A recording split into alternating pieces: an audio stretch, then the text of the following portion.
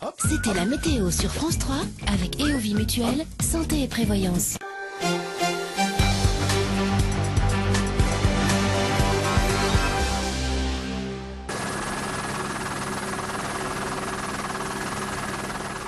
Nous sommes le 9 septembre 2002. Le Gard est en train de vivre 48 heures de cauchemar. Non. Bon ben nous on est bloqué, il y a un mètre d'eau, on est bloqué. De passer.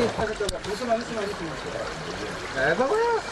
La veille, sur Nîmes, c'est la feria des vendanges et il pleut. Rien ne laisse présager un tel déferlement d'eau sur presque toute la totalité du département. Voilà 2 jours que les pluies s'abattent sur le massif Cévenol.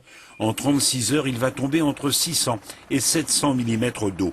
Cours d'eau et rivières commencent à sortir de leur lit en descendant vers la plaine. Le Vidourle et le Gardon débordent, inondant tous ceux qui se trouvent sur leur passage. Nîmes a les pieds dans l'eau, mais s'en tire plutôt bien. Alès est coupé du reste du monde, des villages sont littéralement noyés. Sommières, Colias et Aramon sont presque sous les eaux.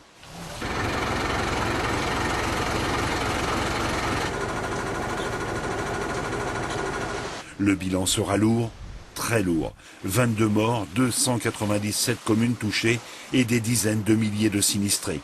Le Rhône ne peut plus contenir les eaux.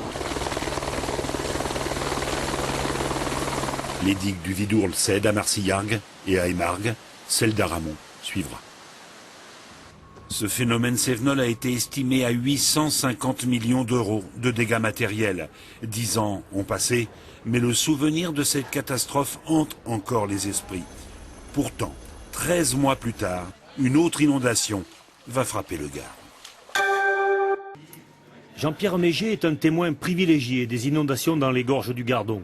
Le correspondant du Midi Libre a bien évidemment usé de son déclencheur le jour de la crue et les lendemains qui ont suivi. 6000 photos au total. Parmi ces clichés, les stigmates de la vague de 19 mètres de haut qui a déferlé sur Colias. Ce que je fais, moi je fais de la photo pour le souvenir.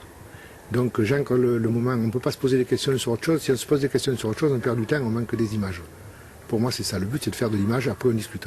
Et il y a des gens qui sont là pour les secours, et des gens qui sont là pour la surveillance, des gens qui sont là pour tout, donc je fais confiance aux autres. Eliette Galzi était la maire du village à l'époque des faits. Elle se félicite encore aujourd'hui que ces incroyables intempéries n'aient fait aucun décès dans sa commune. Par contre, les dégâts ont été considérables. On avait eu 94 maisons sinistrées, dont 5 maisons qui avaient été emportées entièrement. Et sur les 94, il me semble qu'il y avait une cinquantaine de maisons où c'était allé jusqu'au toit. Avant les inondations, cette porte était l'entrée principale de la demeure de Jeanne Turpin. Aujourd'hui, ce n'est plus le cas. Néanmoins, elle est heureuse d'être encore de ce monde. Sans l'intervention de ses 2 petits-enfants, elle aurait été emportée par les eaux, mais elle n'a jamais voulu quitter la maison construite par son fils.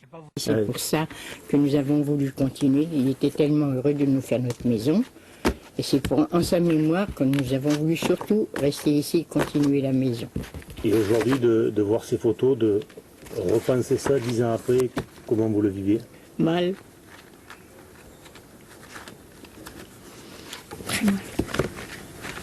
Pour certains habitants, les inondations de 2002 doivent demeurer dans les mémoires. C'est l'histoire du village qui s'est inscrite un jour de septembre avec un grand H.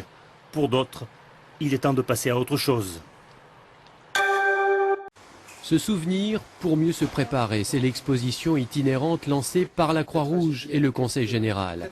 Elle s'accompagne d'une formation spécifique sur les consignes en cas d'inondation. Se souvenir, Saint-Géniès de Malgoirès, 2002, le village est sous les eaux, les pluies torrentielles vont durer 2 jours, le petit cours d'eau de l'Esquiel inonde toute la commune. Il n'y aura pas de victimes, mais 200 maisons seront détruites. Depuis, des travaux conséquents ont été entrepris 2 km en amont pour protéger la commune. Aujourd'hui, le barrage est terminé. En 10 ans, le Conseil général aura consacré 100 millions d'euros aux actions de prévention des inondations. On risque de revivre des phénomènes comme ça, parce que le risque zéro n'existe pas. Et malgré tous les travaux qu'on a faits, peut-être que comme j'ai dit, les références 2002 voleront encore en éclats. Je ne le souhaite pas, mais peut-être elles peuvent voler en éclats dans quelques semaines, dans quelques années. En 10 ans, 5 programmes d'action de prévention des inondations ont été lancés, dont celui du Vidourle. Des digues de protection ont été érigées, comme ici à Saint-Laurent-des-Gouzes. Aujourd'hui, le Conseil général consacre chaque année plus de 7 millions d'euros pour limiter l'impact des phénomènes naturels comme celui de septembre 2002.